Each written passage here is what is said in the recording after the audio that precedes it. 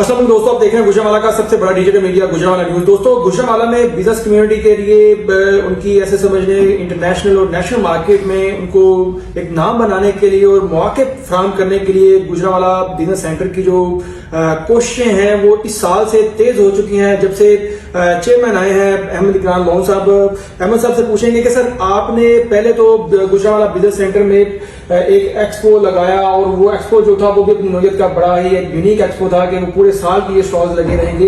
अब एक बड़ा प्लान आप करने जा रहे हैं आसियान बिजनेस समिट। सर इसके बारे में थोड़ा सा बताइए कि गुजरावाला बिजनेस कम्युनिटी में सर इसका बड़ा शोर है, ये है क्या? आम जो बिजनेसमैन है, जो फैक्ट्री जिनकी लगी है, प्रोडक्शन हाउस है, कोई भी प्रोडक्ट यहाँ पे बना रहे हैं, उनको थोड़ा सा बताने के लिए कि क्या है ये, पहले तो थोड़ा सा ब्रीफ करिए इसके बारे में। जी बहुत शुक्रिया काशिफ जी। हम गुजरावाला में आसियान बिजनेस फोरम करने जा रहे हैं 1 और 2 मार्च। ये इवेंट होगा गुजरावाला में और हम कोशिश कर रहे हैं कि इसके थ्रू रीजनल कनेक्टिविटी बढ़ाएं अपनी इंडस्ट्रीज की, अपने बिजनेसमैन की। इसमें हम जी आसियान का मतलब है कि आसियान में 10 मुल्क आते हैं, जिसमें से 7 मुल्क जो है वो अपनी प्रेजेंस शो करेंगे यहाँ पे। उसमें इंडोनेशिया है, मलेशिया होगा, ब्रुनाई होगा, थाईलैंड, फिलीपींस, म्यांमार होगा। तो ये सारे मुल्क हमारे पास गुजरावाला में आ रहे हैं। इनके जो एम्बेसडर्स हैं, जो इनके डेप्टी एम्बेसडर्स हैं, जो ट्रेड काउंसिल्स हैं, कोई तकरीबन 24 डिप्लोमेट्स होंगे जो गुजरावाला आएंगे। इवेंट को हमने प्लान इस तरह किया है कि उसको फेजेस में कर रहे हैं। जो हम फर्स्ट को इवेंट कर रहे हैं उसके अंदर ये सारे जो मुल्क हैं ये अपनी प्रेजेंटेशन देंगे आगे, और जो हमारी यहाँ की बड़ी कंपनी है गुजरावाला की वो अपने आप को प्रेजेंट करेंगी, ताकि एक बॉन्ड, एक कनेक्टिविटी स्टैब्लिश करें। मतलब आप उनको एक प्लेटफॉर्म प्रोवाइड कर रहे हैं कि जो हमारा लोकल बिजनेसमैन है वो किसी भी मुल्क में एक्सपोर्ट करना चाहता है तो बड़े सारे उसके माइंड में क्वेश्चंस होते हैं, तो सारे के सारे उधर की पॉलिसीज, उधर की जो रूल एंड रेगुलेशन, वो सारी वो डिस्कशन करके उनको पता चल जाए। बेसिकली यही मकसद है कि उनको यहाँ बैठे हुए उस मार्केट का नॉलेज दिया जाए, ताकि जिन दोस्तों की प्रोडक्ट्स इन मार्केट्स में सेल हो सकती हैं, इस प्लेटफॉर्म के थ्रू ना सिर्फ वो नॉलेज गेन करें बल्कि कनेक्शन भी स्टैब्लिश करें। आपके पास ट्रेड काउंसिल्स आ रहे हैं उन मुल्कों के, आपके पास डायरेक्शन का मौका होगा, आप उनसे कंसल्ट कर सकते हैं, अपनी प्रोडक्ट के बारे में नॉलेज ले सकते हैं, वहां की मार्केट में चीजें किस तरह सेल होती है उसके बारे में जान सकते हैं। तो ये एक जो इवेंट है बेसिकली B2B कनेक्टिविटी की तरफ लेके जाएगा। अभी तो डिप्लोमेट्स आ रहे हैं, लेकिन जो ट्रेड काउंसिल, जो ट्रेड सेक्शन होता है उसमें काफी डिटेल्स होती है अपने बिजनेसमैन के हवाले से। तो हमारी कोशिश ये होगी कि सब मुल्कों के साथ, क्योंकि ये एरिया जितना तक अभी हमने थोड़ा एक्सप्लोर किया है, हमारी बहुत ज्यादा एक्सपोर्ट्स इन एरियाज में नहीं है। हम ज्यादा फोकस मिडिल ईस्ट की तरफ है, कुछ यूरोप में हमारी प्रोडक्ट्स जाती हैं, अफ्रीका में किसी हद तक जाती हैं, एक सेंट्रल एशिया में देखता हूँ कि जो बिल्कुल वेकेंट है हमारी प्रोडक्ट उसमें नहीं जा रही है, और एक आसियान के अंदर भी उस तरह की हमारी रीच नहीं है।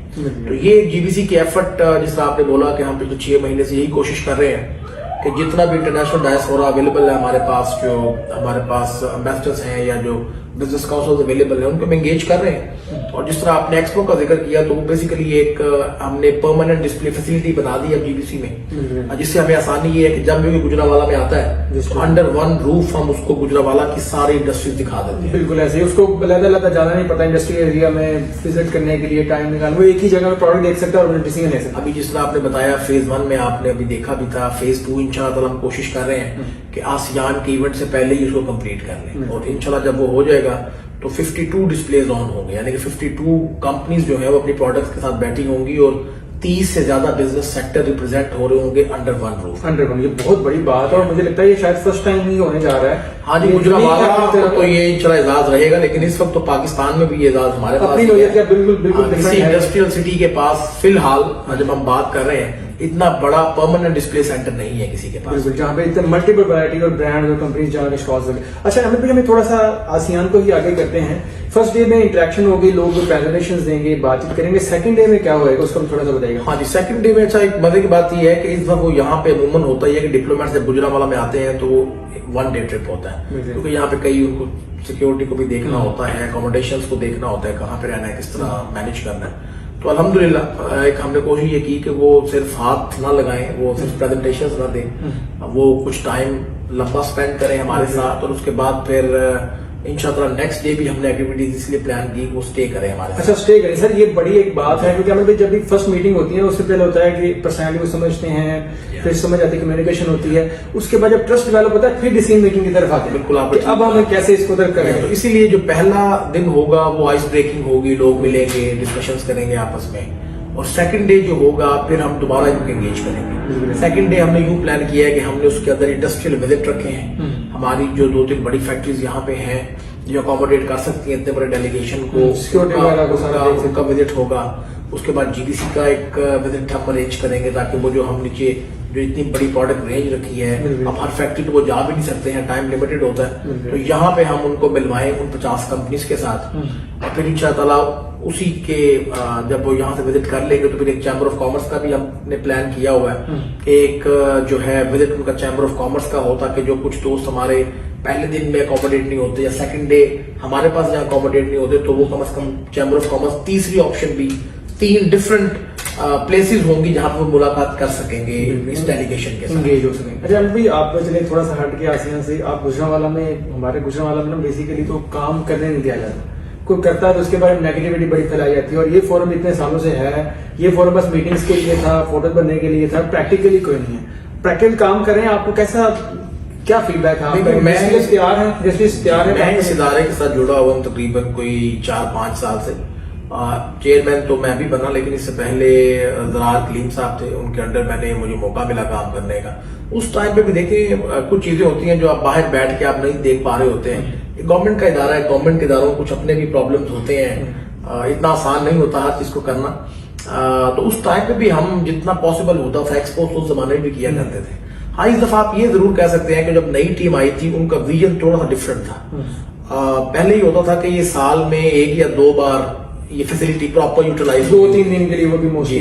तो जब हम आए थे तो ये जो क्योंकि ये पब्लिक प्राइवेट पार्टनरशिप है ये जो इदारा है, और फिर अब मिनिस्ट्री ऑफ इंडस्ट्रीज ने इसको ऑन किया हुआ, तो हमारी जो पहले ही अपने जो पब्लिक सेक्टर के हमारे दोस्त थे उनके साथ बैठ के जो हमने रोड मैप तय किया था वो यही था कि इसको हम कुछ इस तरह का यहाँ पे एक्टिविटी जनरेट करें जो सारा साल ये बिजी रहे, सारा साल इसकी अफादियत बढ़ाई जाए, क्योंकि इतना बड़ा एक आपके पास बिल्डिंग अवेलेबल है, फिर माशाल्लाह इतनी बड़ी सनत अवेलेबल है, तो उनके पास ऑलरेडी चैम्बर ऑफ कॉमर्स की फैसिलिटी भी अवेलेबल है। और अगर एक और इदारा भी उनके लिए कुछ कर सकता है, चाहे वो छोट कम हो या ज्यादा हो, तो वो उसको अपना हिस्सा डालना चाहिए। तो आप भी बेसिकली लाइजोन कर देते हैं, उनको एंगेज किसी प्लेटफॉर्म पे लेते हैं, एनओसीज वगैरह है, डॉक्यूमेंटेशन वो चैम्बर ऑफ कॉमर्स से कर लेते हैं, तो वो सारे के सारे ऐसे समझ लें कि देखिए हमारी फोकस है जी वो टोटली, मैं तो पिछले कोई 6-7 साल से इंटरनेशनल फोरम्स पे बिजी रहा हूँ। चैम्बर ऑफ कॉमर्स में मैं 2 साल एग्जेक्टिव था, उसके बाद जब मैं ये कुछ इन चीजों की समझ आएगी ये क्या होता है, तो फिर मेरी ज्यादा जो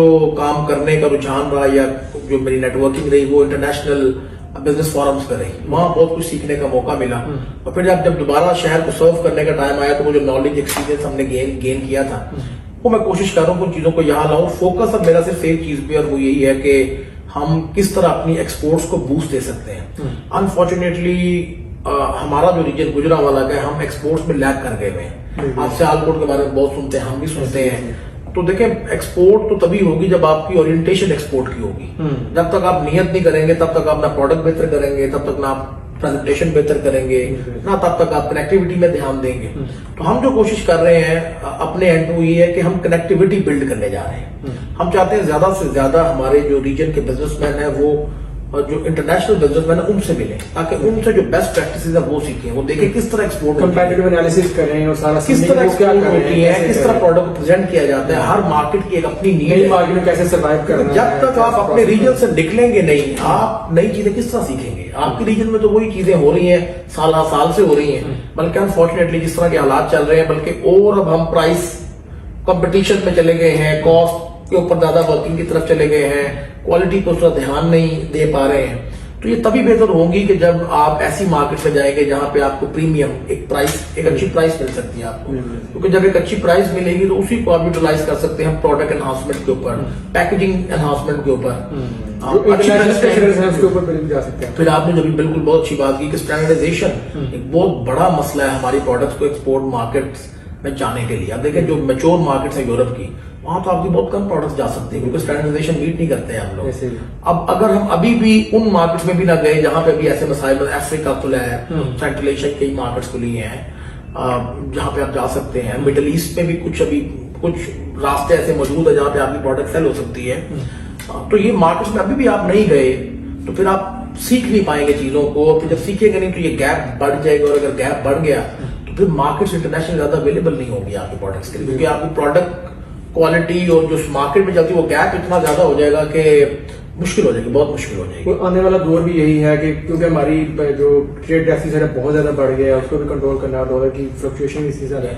अच्छा अमित भाई, आप जो बिजनेसमैन है लास्ट में उसको एड ऑन करते हैं, क्या आप लोगों को जो रिसर्च करते हैं, आम जो बिजनेसमैन है उसके पास इतना नॉलेज नहीं होता है कि कौन से कंट्री में किस तरह की डॉक्यूमेंटेशन चाहिए, क्या सर्टिफिकेशन है, क्या रिक्वायरमेंट्स हैं, क्या स्टैंडर्ड्स हैं, तो उसमें तब थोड़ा उनको हेल्प करते हैं, असिस्ट करते हैं कि what you have to do और किस तरह से करिए और कैसे कर सकते हैं। देखिए जी, उसके लिए हमने जो इनिशिएटिव हमने लिया हुआ है वो ये है कि इस कनेक्टिविटी के बाद, आपने सही बात की, उसके बाद जब मार्केट नॉलेज बेसिक आपको मिलता है, फिर आप थोड़ा सा जो है उस नॉलेज की तरफ बढ़ते हैं जो जरा स्पेशलाइज्ड होता है। उसके लिए हम ये कर रहे हैं कि जिन मुल्कों में हम समझते हैं कि ज्यादा प्रोडक्ट्स हम सेल कर सकते हैं गुजरावाला की, एक आदमी नहीं, अगर वहां पे कोई 10-15 इंडस्ट्रीज अपना माल बेच सकती हैं, प्रोडक्ट बेच सकती हैं, तो हम वहां पे वर्चुअल ट्रेड डेस्क बना रहे हैं। वर्चुअल ट्रेड डेस्क का मकसद ये होता है कि यहाँ बैठे हुए हमारे दोस्तों को उन सवालों के जवाब मिल जाए, जिस तरह भी आपने पूछा कि स्टैंडर्डाइजेशन क्या है, क्या इस प्रोडक्ट का स्पेक्ट्रम वहां पे क्या है, सेल हो सकती है नहीं हो सकती है। तो उसके लिए हमने एक ये सीरीज शुरू की है कि जो हमारा इंटरनेशनल ट्रेड डेस्क है उसको हम स्पेशलाइज्ड मुल्कों के साथ अपॉइंट करते जा रहे हैं ट्रेड फैसिलिटेशन डेस्क की सूरत में। अभी श्रीलंका के साथ हम वो बना चुके हैं, मोस्ट प्रोबेबली अगले 1-2 महीने में प्लान भी है हमारा जाने का। इस वक्त फिलीपींस के साथ कुछ काम कर रहे हैं। तो कोशिश ये होगी कि जिन मार्केट्स में हमें लगेगा कि ज्यादा प्रोडक्ट्स जा सकती हैं, तो वो 4-5 मार्केट्स के साथ हम ज्यादा स्पेशलाइज्ड काम करेंगे, ज्यादा इंडेप्थ यहाँ से हमारे फोकल पर्सन होंगे, वहां से उन मुल्कों के फोकल पर्सन होंगे जो उन मुल्कों के चैम्बर अपॉइंट करते हैं, या जो हमारी ज्वाइंट बिजनेस काउंसिल बनी है वो अपॉइंट करते हैं, ताकि जो बेसिक नॉलेज के बाद अगर कुछ स्पेशलाइज्ड नॉलेज भी आपको चाहिए, कुछ स्पेसिफिक डिटेल्स भी चाहिए, तो वो भी हम लोगों को यहाँ बैठे हुए दे सकें। और थर्डली ये है कि जब आप इंटरनेशनल कनेक्टिविटी की बात करते हैं तो 2-3 तरीके होते हैं इसके। पहला तरीका था जो हमने किया कि हमने एक अपनी एक्सपो या परमानेंट डिस्प्ले बनाया, जहां पे हम लोगों को रेगुलरली इनवाइट करते हैं कि आप आके लोगों से मिलें। सेकंड होता है ट्रेड डेलीगेशन, तो वो भी उतना ही इंपॉर्टेंट है जितना एक एक्सपो को लगा, क्योंकि हर बंदा यहाँ आ नहीं पाता है। बिजनेस के लिए आपको कई बार खुद निकालना पड़ता है। तो वो भी आप देखेंगे अगले 2-3 महीनों में यहाँ से ट्रेड डेलीगेशन भी जाने शुरू हो जाएंगे।